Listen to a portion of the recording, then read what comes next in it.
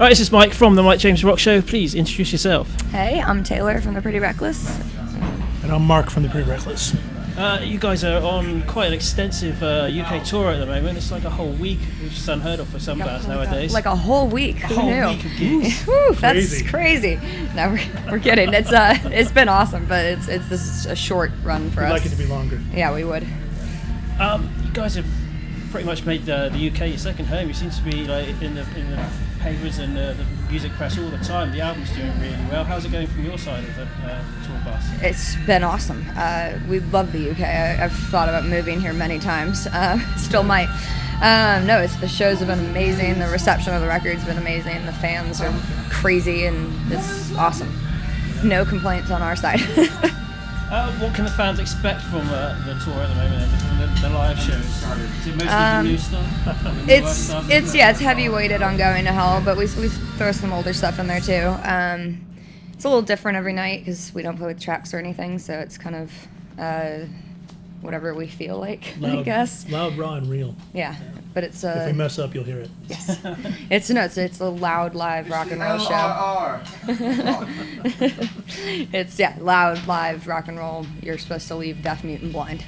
That's the goal. And satisfied. How do you leave like people blind? That sounds a bit worrying. Definitely understand. It's a proper rock show, man. We got lights. The lights are a thing to be seen or covered. You guys have not really had the longest of careers so far. To me, where you are at the moment is just how does it feel to me? We have been a band. Yeah, we've been a band for almost 7 years, not 6 years. But for bands to be playing a sold-out run of O2 tours in the UK, we've been quite established. We've been very fortunate with the reception of our records and people's response to them has been so positive. So we're fortunate in that scenario. But we're a touring rock band. It doesn't feel overnight. It doesn't feel like it happened overnight. So, but no, we feel like we've been doing this longer than 6 years, but we love it and it's awesome. What's next for you guys then? You tour in the UK, going back to do more touring instead of Rising Union we're finishing off at Brixton here and in London, and then we go back to the States. We're making a video for the song "Follow Me Down," which is the next single in America. Okay. And then more touring and more writing. We go out with Nickelback. We go out with Nickelback in cool. North America. When is that? February. March.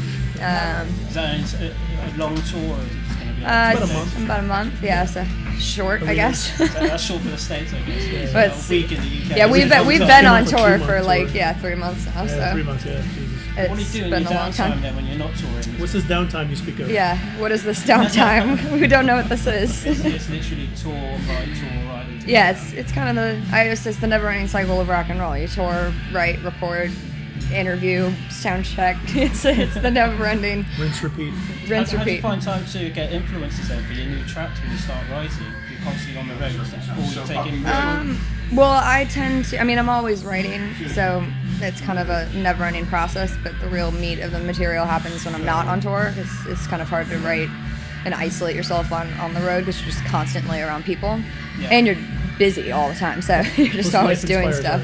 And so you live life, you tour, and then you go home and you digest what you just did. And I shut myself away from the world for as long as I can until I've created the next thing.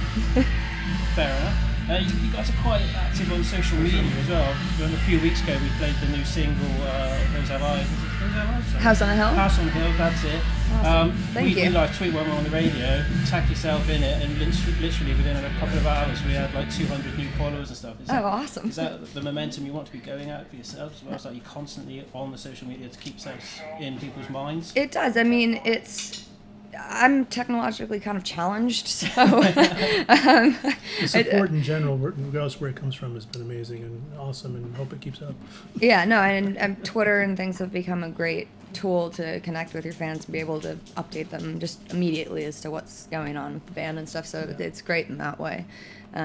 It's immediate information. Well, we've been stood outside for probably an hour or so watching your fans starting to queue up, and we've noticed that a lot of them are females. Do you feel like you know you're thumbs up from there? Do you feel like you're like a figurehead to these young girls that want to get into rock and follow you guys around?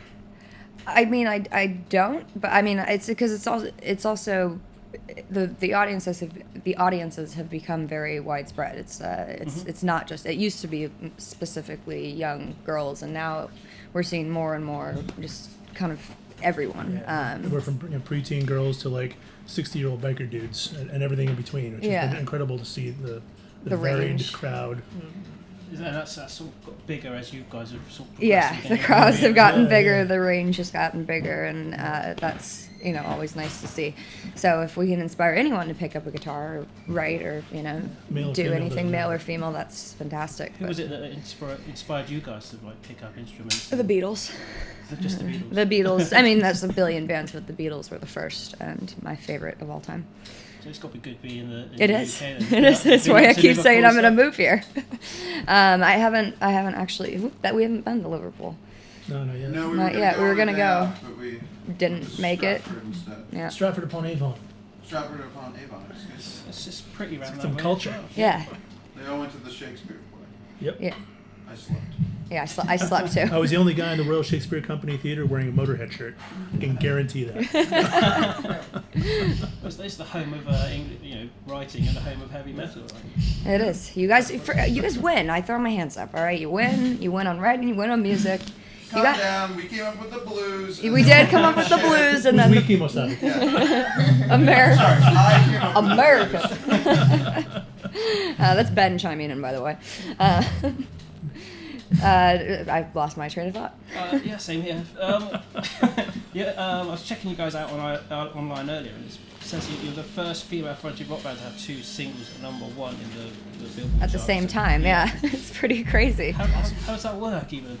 I don't know. They put them both out, and they both went #1 on different rock charts. Leave. Yeah, the Heaven Knows was #1 for ever. 18 weeks. It was 15 weeks that went down, and then went back up to #1, which very rarely happens. So that was quite the surprise. No, I keep saying the response has been great, and we didn't even know if this record was going to come out. So to have it do so well is it's amazing.